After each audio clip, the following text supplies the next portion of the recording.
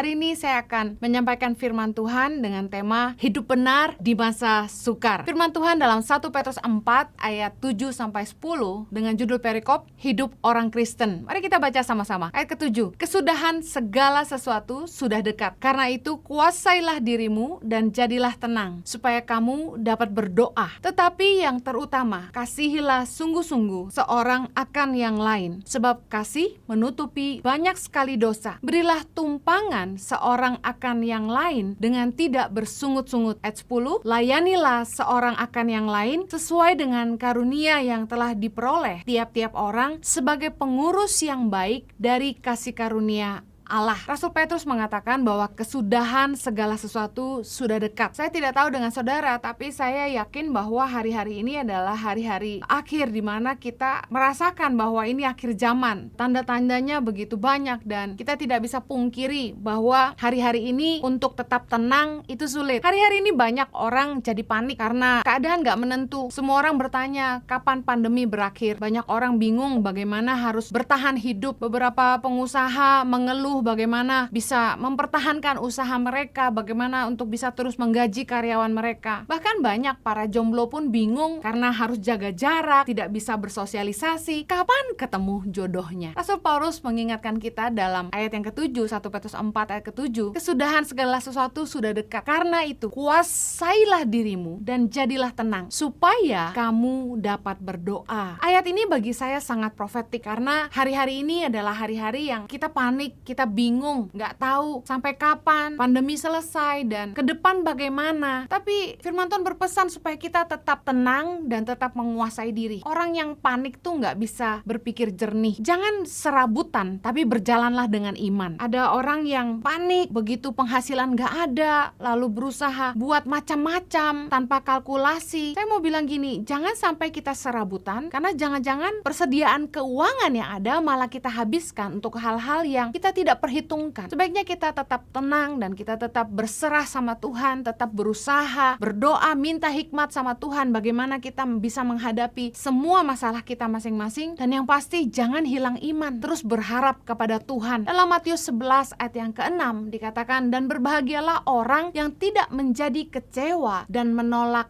aku. Saya sedih juga dengar beberapa orang percaya malah kehilangan iman. Di masa-masa sulit ini, saya dengar malah ada orang-orang yang meninggalkan Tuhan karena mereka kecewa melihat pandemi. Banyak orang yang kehilangan pekerjaan, kehilangan usahanya, dan mereka kehilangan imannya. Saya mau bilang gini, jangan jadi kecewa dan meninggalkan Tuhan di tengah-tengah kesulitan. Saya percaya ini adalah waktu di mana kasih kita kepada Tuhan dan iman kita semua diuji. Bukankah selama ini kita sudah mengalami begitu banyak kemurahan Tuhan? Ayo, jangan putus pengharapan, jangan jadi kecewa sama Tuhan. Tetap tenang dan tetap berdoa. Artinya kuasai diri kita dan tetap berdoa supaya kita tidak putus pengharapan. Saya percaya Tuhan itu sumber hikmat. Banyak orang yang justru di tengah-tengah kesulitan ini menemukan jalan yang luar biasa. Saya ketemu